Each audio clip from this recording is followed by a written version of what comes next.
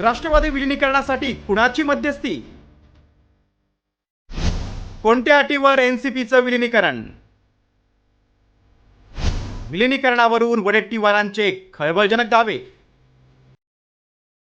अजित पवारांच्या मृत्यूनंतर राष्ट्रवादीच्या विलिनीकरणावरून डाव्या प्रतिदाव्यांना ऊत आलाय. मात्र आता या चर्चेत नवा ट्विस्ट आलाय. राष्ट्रवादीच्या विलिनीकरणाबाबत अजित पवारांना भाजपच्या वरिष्ठ नेत्यांनी ग्रीन सिग्नल दिला होता. एवढीच माहिती समोर आली नसून विलिनीकरणाची इनसाइड स्टोरीज विश्वसनीय सूत्रांनी सांगितली. खरं तर विधानसभा निवडणुकीनंतर डिसेंबर 2024 मध्ये झालेल्या नागपूर अधिवेशन काळात विलिनीकरणाच्या चर्चेला सुरुवात झाली. त्यानंतर जयंत पाटील आणि अजित पवारांमध्ये अनेक बैठका झाल्या. तर 5 ऑक्टोबर 2025 रोजी अजित पवारांनी अहिल्यानगरमध्ये विठ्ठलराव विखे पाटील यांच्या पुतळ्याच्या अनावरण कार्यक्रमात राष्ट्रवादीच्या विलिनीकरणाबाबत अमित शहांशी चर्चा केली. या चर्चेनंतर महिनाभरानं 14 नोव्हेंबर 2025ला मोदी शहांकडून विलिनीकरणाला ग्रीन सिग्नल देण्यात आला. त्यानंतर शरद पवारांच्या वाढदिवसानिमित्त आयोजित कार्यक्रमाच्या वेळी विलिनीकरणाची चर्चा झाली. एवढंच नाही तर विलिनीकरणाच्या चर्चेचा पुढचं पाऊल म्हणून 16 जानेवारीला अजित पवार, सुप्रिया सुळे, रोहित पवार, हर्षवर्धन पाटील, अमोल कोल्हे आणि जयंत पाटील यांच्यात बैठक झाली. याच बैठकीनंतर सुप्रिया सुळे, अजित पवार आणि सुनील तटकरे यांची बैठक झाली. त्यानंतर 17 जानेवारीला विलिनीकरण होणारच आहे, तर पवारांच्या राष्ट्रवादीच्या उमेदवारांना घड्याळावर लढवण्याचा निर्णय झाला. दरम्यान पवारांच्या राष्ट्रवादीचे नेते अनिल देशमुखांनी या बैठकीच्या माहितीला दुजोरा दिला, तर पटेलांनी मात्र या विषयाला बगल दिली. असं आहे की एकंदर आतापर्यंत अजितदादांच्या बरोबर 14 बैठका झाल्या आमच्या पक्षाच्या नेत्यांच्या. 14. अनेक बैठकामध्ये मी सुद्धा होतो. मी होतो, शशिकांतजी शिंदे होते, हर्षवर्धन पाटील होते, राजेश टोपे होते.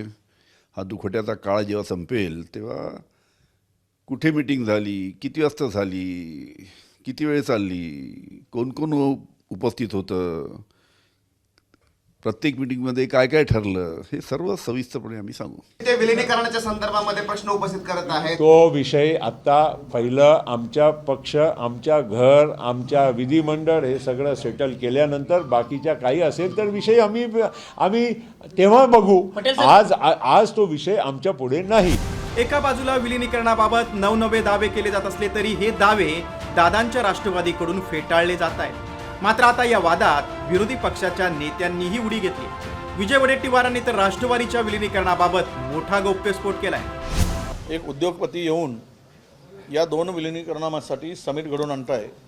बाकी मध्यस्थी गुजरातचे आणि देशाचे एक मोठे उद्योगपती त्यांनी मध्यस्थी करायसाठी प्रयत्न सुरू केल्याची माहिती माझ्याकडे आहे.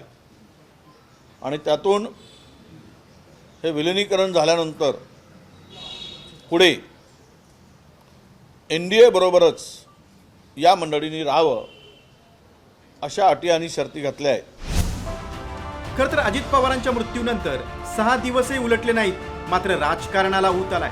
त्यामुळे आता राजकारण न करता अजित पवारांच्या 13व्या नंतर सगळ्या बैठकांचा तपशील जाहीर करणार असल्याचं पवारांच्या राष्ट्रवादीच्या नेत्यांनी म्हटलंय. त्यामुळे विलिनीकरणाबाबतच्या नव्या गौप्यस्फोटांनी राजकारणाला नवं वळण मिळण्याची शक्यता आहे. ब्युरो रिपोर्ट, साम TV न्यूज.